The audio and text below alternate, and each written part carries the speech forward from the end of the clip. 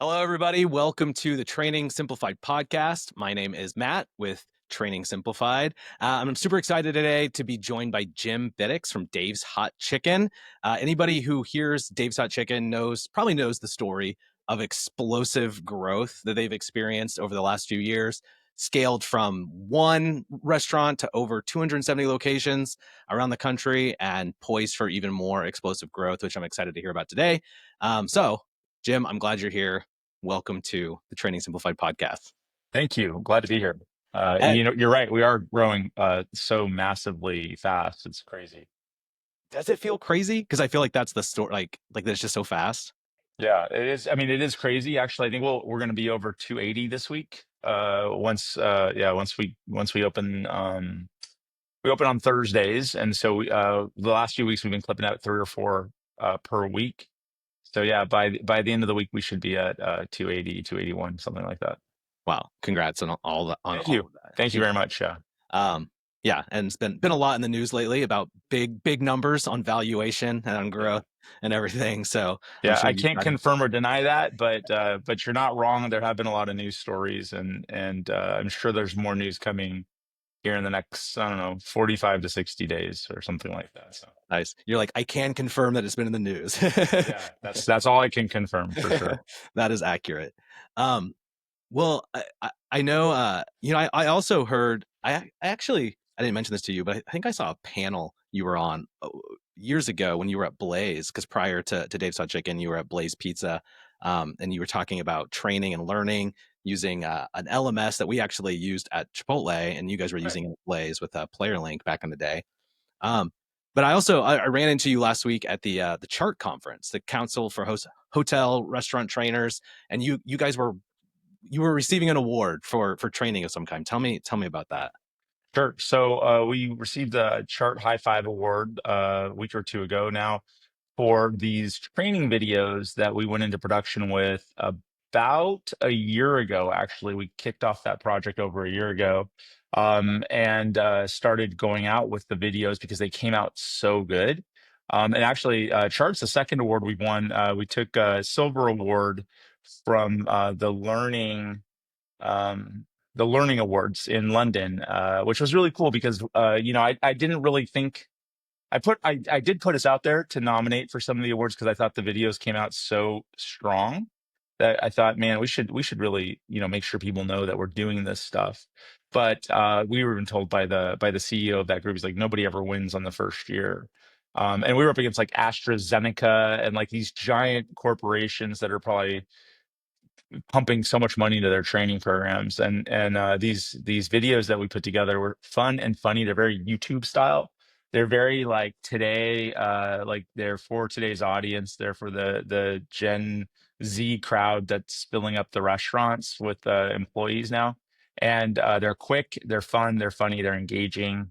They're done, and 'cause they're a little choppy, the way you chop a video that you see like on TikTok or YouTube or any of the social media.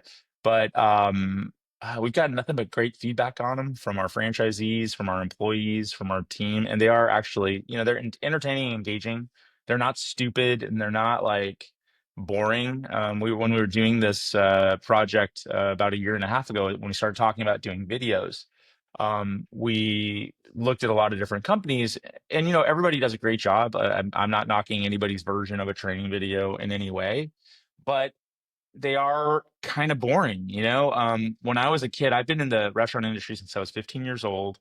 My first day I was working at a Jack in the Box, my very first job, and they had these giant laser discs, and you put the laser disc into this enormous machine, and you had this huge remote control bigger than the phones, than two iPhones put together, and you were answering questions on the laser discs through the remote control. And those videos were boring. And the videos that I was looking at with my team, with Juan Lopez and Dylan, our director of training, when we were looking at what we were going to do, it's like, man, those are fine, but we don't want to do that. Like that's not what we want to do. And we ended up coming across. He doesn't like it when you say he's a videographer, so I'm not allowed to say videographer, but cinematographer and director who had a lot of cool stuff to his name. He'd worked with Wiz Khalifa and Tom DeLonge and Keke Palmer. The Keke Palmer video, Bottoms Up, Bottoms Up. Yeah. I watched that and I was like, that's what we want. We want that sense of like coolness or relevance or, something that's very current, Yeah. which is kind of risky. And when I reached out to him, he was like, yeah, I've never done any training videos. He's like, I've done music videos and I've done like content for Snapchat and social media. And I've done commercials but I haven't done any type of training video. He's like, I don't even know what's involved. So he got interested. We started messing around with it, and it turned out the collaboration between him and Dylan, our director of training, was like off the charts good. He kept insisting that he wanted to use like professional actors, and Yeah. I was like, "We've got this really talented team. Could we try our team first?" I said, "I'm not opposed to the actors. These guys do new restaurant opening training every single week. They're like really engaging and active trainers. They do these funny skits at like they put into a music video at the end of each training. That's really fun and funny. There's this one from when Squid Games was really popular, Yeah. and we had a guy who was a Korean guy that was one of the leaders, and he was talking Korean, and then they did the red light, green light thing. It was so funny. It was like a 30-second intro to this music video. And it was so on point with like today, it was really current, really relevant, really funny. And that sort of cemented this culture of being funny and then doing video things that once we translated it into like a professionally done video with Ben doing the writing and collaborating with Dylan and his team. And when he saw our team start to do the acting, he's like, they're actually really good. Yeah. And so we ended up with this really, I guess, like illustrative version of what we do and how we've done it in the past. That's inclusive of the people that have helped build the brand. And I love that part. I love that our guys who have been here for 5 years are the stars of the videos. They're really funny. They're not stupid. They're totally engaging. And we did hire some cameo actors on Ben with Ben's like scripts and stuff. And so we've got like this like tough as nails drill sergeant that comes in to shape up the kitchen manager. And we've got a guy who comes in as a French chef, and he's like taking like huge like tongs or I don't know pincher things and placing each of the pickles on the slider, but it's all done to be funny. And he's talking with a French accent, and it's really, I mean, they're like off to the chart good. And with those cameo actors in there, plus we also had the founders of the brand, the three guys that started the brand, they show up in the videos. That's cool. And what's really funny about that though is that they weren't at any of the shoots. These guys spend their days like working out, like hanging out with their friends. Like they did most of their filming at night, and Yeah. Ben got all their shots all in one night. So when you watch the videos, you'll see the founders and they're acting, and it seems as though they're in the shot or they're in the scene, but they weren't there. It was like completely separate nights or separate events. But yeah, they turned out great. That's all I can say. Ben did an amazing job. His name's Ben Hess, a cinematographer, director, and collaborating with our team and all of his know-how. I was happy to put the awards or the videos up for an award, and wasn't surprised that we got any. Yeah. And I think we're still up for a few others this year, but really pleasantly surprised that we were able to go out on the first run and get something. So it's very Dude, exciting. that's so cool. That's what Yeah. yeah, I call it edutainment, you know. Sure. Absolutely. Yeah. The Yeah. We and got. kind of leaning into that. I like it. We've gotten each of our we have 14 different stations that people train on, Yeah. and the training is a 10-minute video now. Yeah. And the training platform you mentioned before we used at Blaze Pizza's Player Link. We also use it here at Dave's, and it's the perfect platform for videos. Yeah. Every restaurant has a couple of iPads, and they do all the training. They deliver the training on the iPads, and it all sort of works together really, really well. The generation that's working in the restaurants today were practically born with iPads or iPhones in their hands, like literally, like in the, in the nursery, like waiting to Yeah. be picked up. They've got like some type of a device in their hands, Yeah. and it just fits. It just works really well for us. So it's been Yeah. great. and literally have like learned to navigate the world like one video at a time. Like, oh, how do I Yeah. do this? I'll just watch this and then I'll do it. I And, I have an 11-year-old who I think is technically a Gen Alpha. yeah, When he was like 2, like he could put the code into his iPad. yeah, Like, 1, 2, 3, 4, whatever I just remember watching him just like, and then he was swiping and he was going to the little game he wanted to play. And it's just, that's today. That's how it is today. There's no more laser disc. There's no more giant remote controls. right. Everything's done on some type of a tablet or a personal device. So, And on demand. and on Um, demand. Yeah. yeah, I love that. I love that you used your real people, like you said. That was an important part to you too. Not to tell this whole story, but we did a ton of video stuff when I was at Chipotle, and we ended up using kind of a cast of characters that were like in our office for like Yeah. training and like learning communication stuff. Yeah. Um, and and it kind of became a cast of characters, and people had different personalities. And then there was never we never knew if it was resonating, kind of Yeah. anecdotally we knew.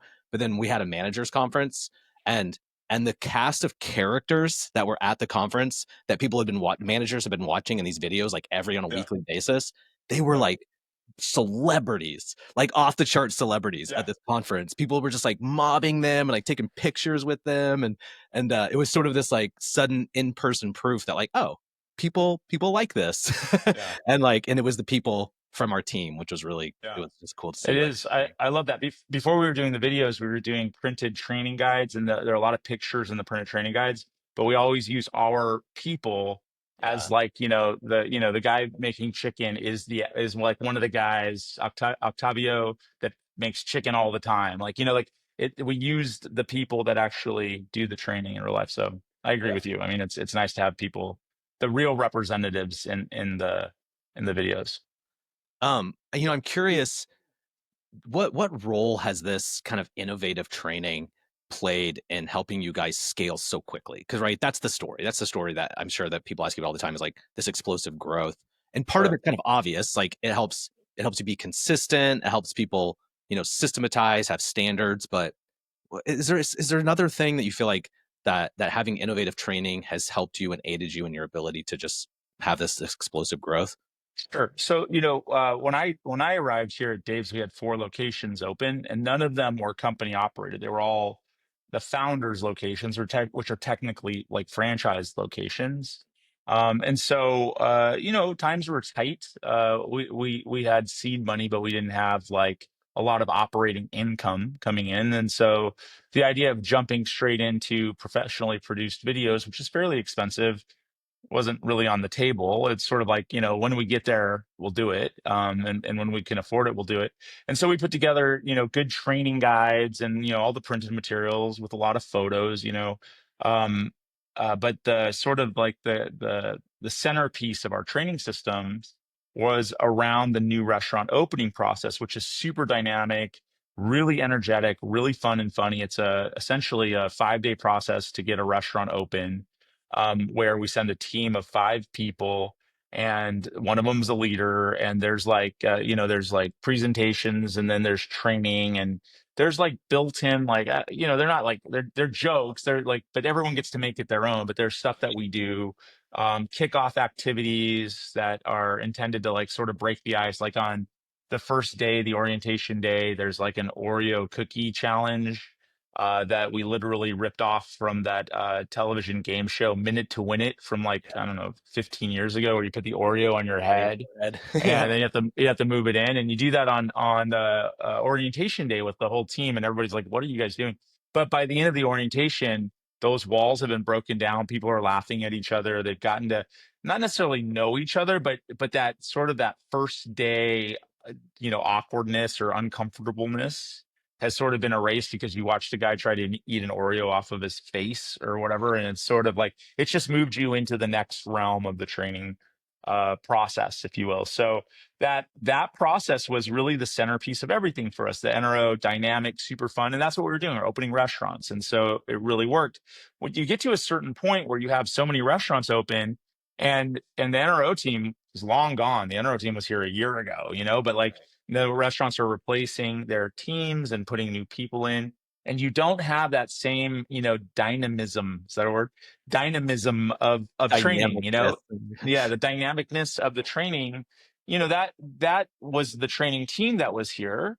And now it's just up to whoever the managers are of those restaurants. And hopefully they're pushing that out. But, I grew up in this industry.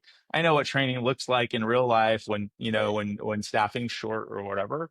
And so what we really wanted to do once we had that extra operating income and the ability to go out and pay for these videos was to sort of seed the videos with that same dynamicness, with that same fun, with the brand stuff Yeah. into the video so that it continues and the longevity of what we put into a place when we open the restaurant continues. And for, 10 years from now, someone's going to be watching that video and sort of they get to see the founders, the guys that started in a parking lot with $900 and nothing. And they're still there and they're still funny and they're still the same people. And, it's the idea of keeping the brand going that we wanted to capture within the videos. So you don't lose that because there's a point at which I think you start to lose some of that.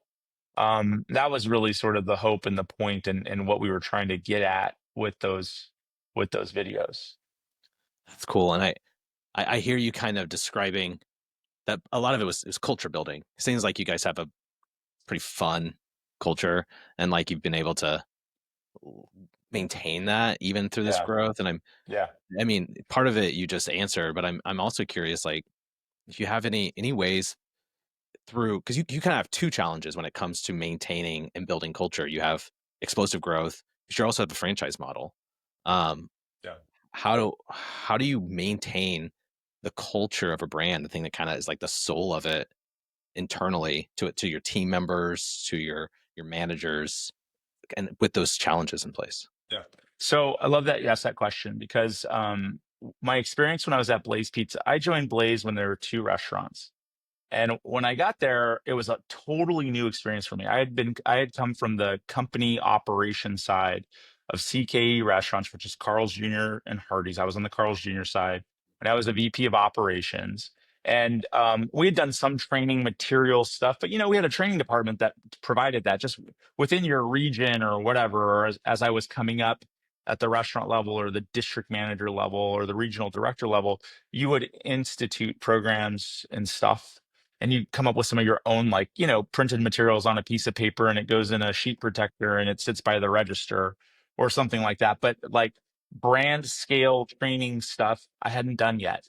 And when we got to Blaze, we started doing those things and we sort of built like our process and how we were going to deliver the training, which was at the time also printed training materials, and all of the things. But what we put there and what we did at Dave's also is we built in a lot of like some of the what I call the training memes or the structural elements of like our guest service stuff. So at Dave's, our mission statement is blow their minds. And then there's sort of a subtext to this says blow their minds and make them fans. And we built an acronym off of the word fans, and it's a fresh hot food, accurate orders, neat and clean, and then say yes service. That's what fans means at Dave's. And so as we build those types of things, we put them on all the training guides, or we build them into all of the videos now. So Dylan, our director of training, he says at Dave's Hot Chicken, your primary responsibility is to blow their minds and make them fans. And as he says that on the video, the little training meme, the FANS acronym pops up on the screen, and so it's the sort of repetition. And in one of the videos, he goes through each of the letters, so they all connect in some way. There's threads that Yeah. run through all of them, and we did that in the training guides. But before we even started building the training guides, we went through an exercise where we identified what our mission statement was, what our purpose statement was, sort of what our vision was to become. It says from parking lot pop up to hot chicken world leader, will become an iconic brand known for mind blowing quality, excellent service, and an awesome vibe. We built those things first so that they could sort of connect into all of the training materials, and also so that as we grew the brand, you would be able to deliver what the brand's supposed to be. I always say that I believe operations, which is sort of like, my, specialty, or at Yeah. least it was my specialty, when I joined the team here, is the goal of operations is to create or build all of the things that deliver what marketing is saying the brand is, and vice versa. So they're sort of the two sides, of the same coin. On one side is marketing, on the other side is operations, because marketing is going to go out and say the food looks like this or tastes like this or whatever, and operations has to deliver that, Right. and and vice versa. So they're interconnected and they're part of the same thing. And so as we built that stuff, as we built the training materials, you need to know what the brand's supposed to be. And I can tell you right now that the founders, Armand, Dave, and Tommy, they knew that they were there to serve really delicious sliders and tenders, and they wanted to make some money for their families. They didn't go through like the business school exercise of defining what the brand was going to be and all of those pieces. And so we wanted to lock those things down, and we spent a good amount of time doing that before we did the other things. And so what has happened now, because that was a really authentic process for us, we really did go through like what they started with. We started with like, why did you guys create Dave's? And they said, we wanted to make some money to take care of our families.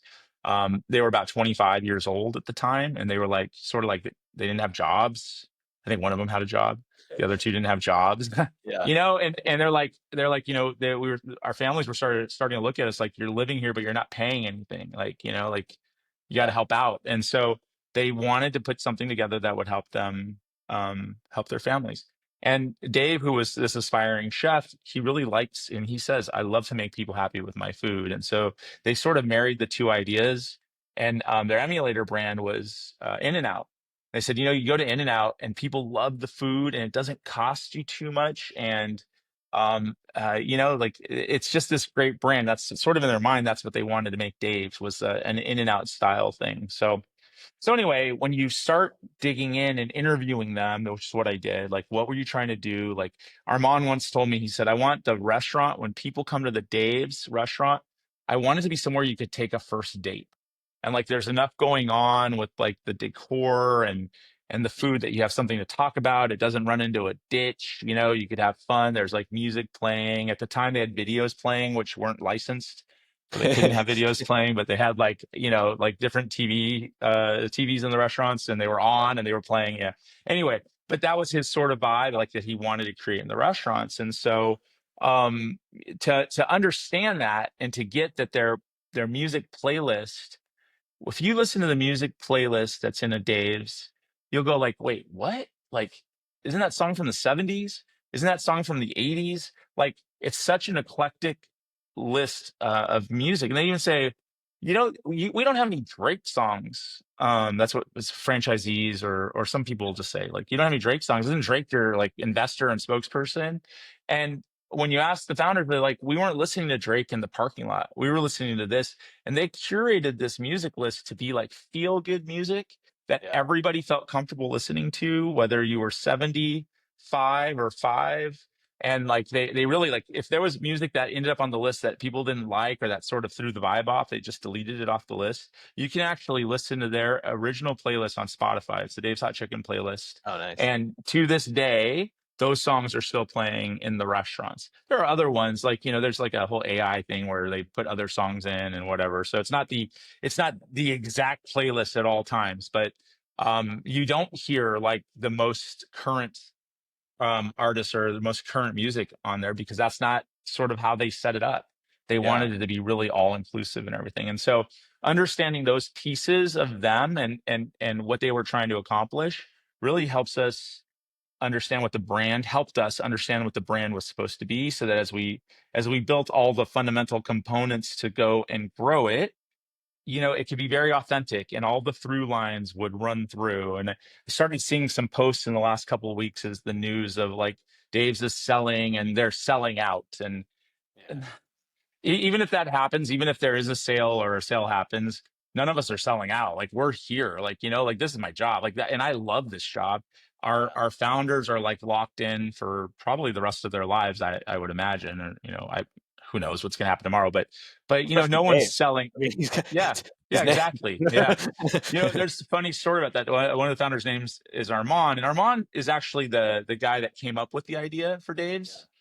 He actually convinced Dave, who was a vegetarian at the time and working as a chef in a vegetarian restaurant, No convinced way. him to come off the bench and help make this chicken thing work. And Yeah. when they were trying to come up with the name, the three founders are Armand, Dave, and Tommy. They said, well, you already have Tommy's burgers, and like that's going to be confusing if you had like Tommy's chicken or whatever. And then they said, Armand says, and he was a fledgling comedian, stand-up comedian at the time. And he goes, Armand's Hot Chicken sounds like a place where your credit card data gets stolen. No one's going to come to Armand's Hot Chicken. So, so he's like, that was out. And then you get up with Dave. And, Dave is the name Dave is just so like welcoming. Like, hey, I'm Dave. Hey, it's Dave. Yeah. So they made it Home. Dave's Hot Chicken. That's how they landed on yeah, exactly. They landed on Dave's Hot Chicken. Yeah, so Dave certainly can't ever leave the brand. He's our chief culinary officer, and Armand's our chief brand officer, and Tommy's around, but he's not as involved. But Yeah. they're all still here, part of it.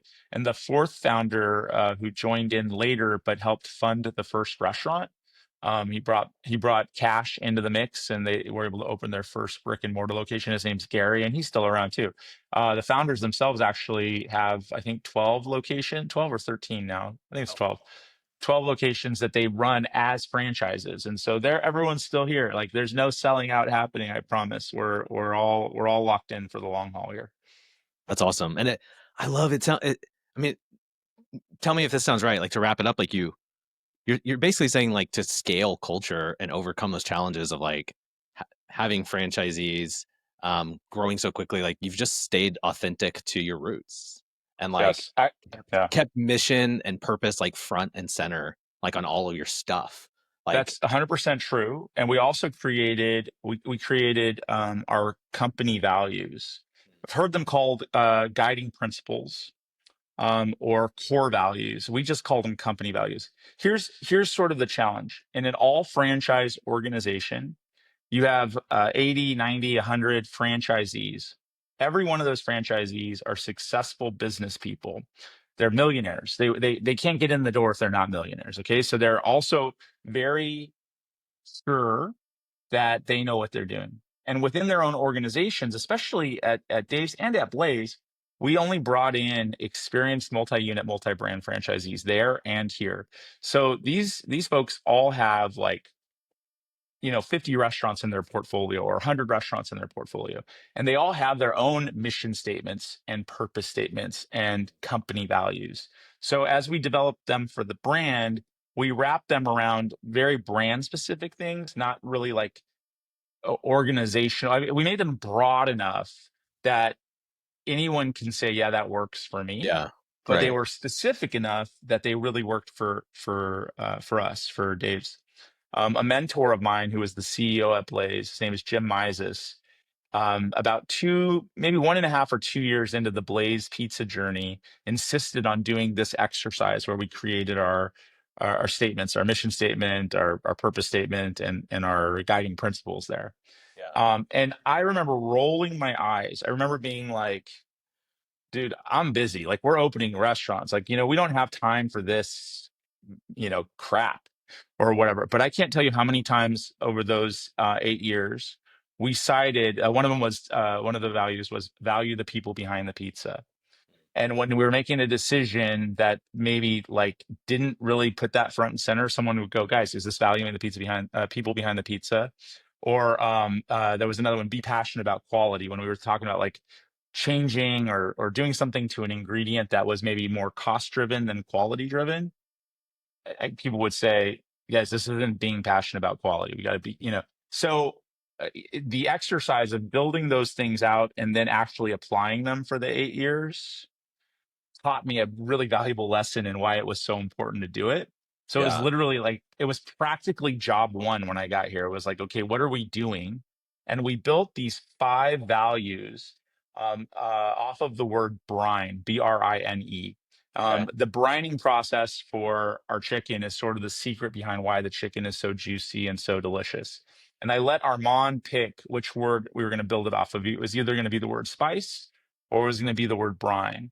And I thought spice. I think spice sounds cooler. Like, brine Yeah. is sort of like, Hot who chicken. even knows what brine is? Like, you know what I Yeah. mean? That's like one of Yeah. those words like that your grandma uses. It's not relevant today. But Armand said to use the word brine because it was sort of the secret ingredient, and it was sort of like what the chicken is, steeped in or marinated in. It's sort of like what the brand is marinated in. And so we built these 5 values off of the word brine.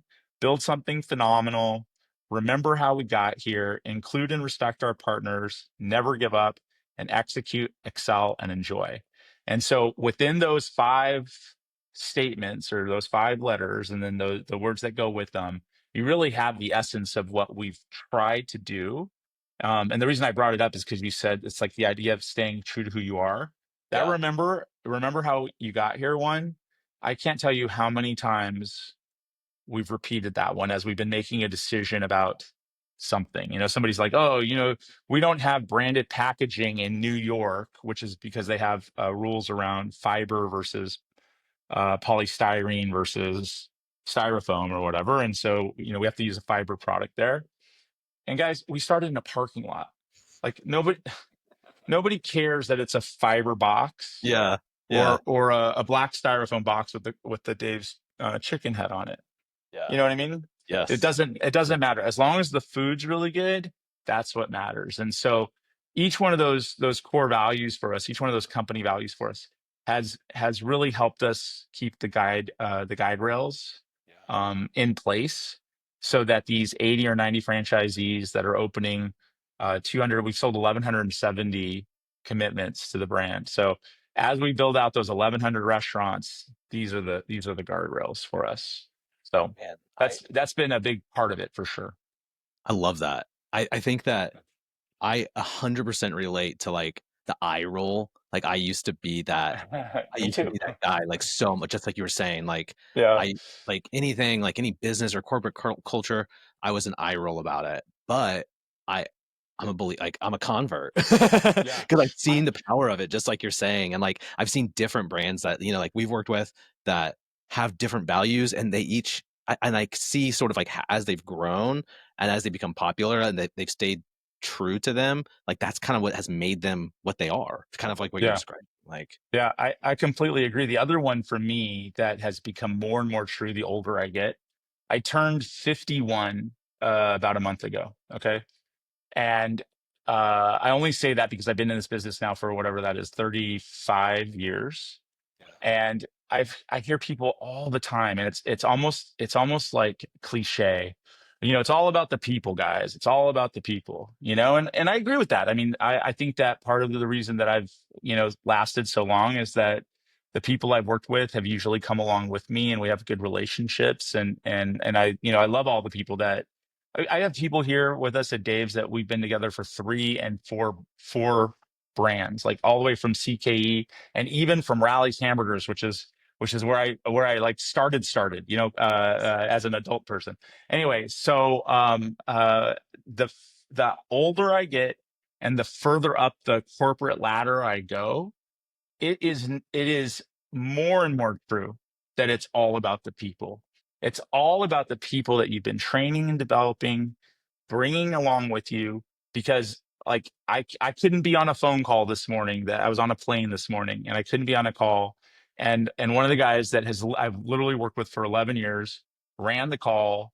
I've got nothing but compliments. He's got it under control. His name's Jose, and he did a great job. And it's literally all about the people, because as you move up, you can't touch everything. You can't be involved with everything. And these are the people that you've like deputized to be the ones that are going to like run it for you. They'll be here, like when I'm dead. And and the idea that these people are sort of your legacy is a really real thing that becomes more and more true the older you get, and the more advanced or senior you become within the industry. And so that's one of those for me too, that not eye roll. I never eye rolled it. I just always thought it was like they're just saying that for points, you know. Right. But it's really, really true. It's become more and more true, and I see it now. So I apologize to anybody I thought was just saying it for points. Yeah. Yes, me too. Yes, also the internal eye rolls that we have. Yeah. Right. Um, Exactly.